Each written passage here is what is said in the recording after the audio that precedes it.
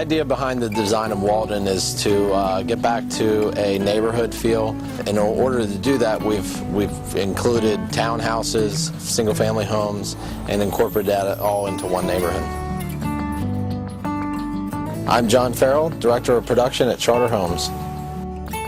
All the architecture here at Walden is based off of classic design styles. We incorporate that into the newer homes, and it's just going to be timeless.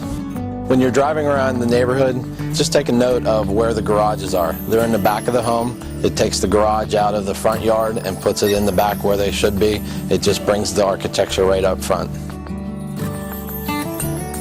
Life space is an area of the home where everybody lives. Traditionally, you would have a kitchen, a breakfast area, and a separate family room. We've combined all those areas into one area called the life space. In the front of the house, you do have your more formal areas, and it is definitely separated by the back of the house, which is more of the family space, and Charter's deemed it the life space, where the kitchen and the great room and the breakfast area are all open to each other, and that's really where the day-to-day family activity happens. I'm Veronica Search. I'm the interior designer with Charter Homes. I think especially in a house like this where the dining room and living room are right next to each other and you see them both consecutively, room after room, it's all about continuity. I think you need to see a balance between the two rooms. This was about keeping that balance of that silvery blue color, and you'll notice in both rooms there's an accent of like antique glass, antique mirrors, so you'll see elements of both of those things that just kind of balance each other like you're looking into a mirror, and it's just very soft and subtle. The kitchen area, I have to say the backsplash was really important because it's, again, the blue backsplash that really kind of ties in with a lot of the pieces through the rest of the house, and it's the perfect spot for you to make a splash of color in the backsplash. So getting that splash of color in the kitchen kind of balanced.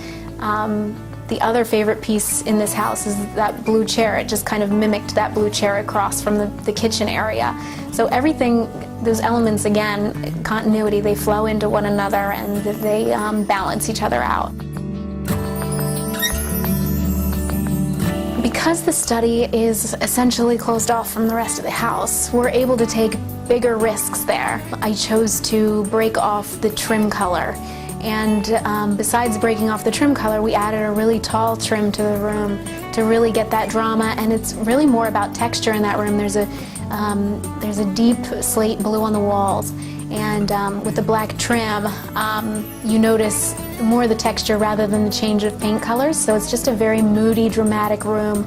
I think it's just something that really sets the tone, makes it a serious statement, and a lot of people are afraid to do it. I would always look for a room to do it that's closed. I love black trim because it just really sets the tone and takes a risk that most people maybe would be afraid to take in their own homes. If I could pick 3 favorite things in this house, my number 1 thing would probably be this dining room. I love that it's traditional, timeless, and classic. The second favorite thing in this house has to be this wonderful bed in the master bedroom. It's a wing-back upholstered headboard. It's so dramatic, and it makes me feel like I'm about to get away to a fabulous hotel. My third favorite thing in this house has to be this blue wing chair. First, it makes me feel like I'm on an episode of Masterpiece Theater. And second, I had to bring it up one last time.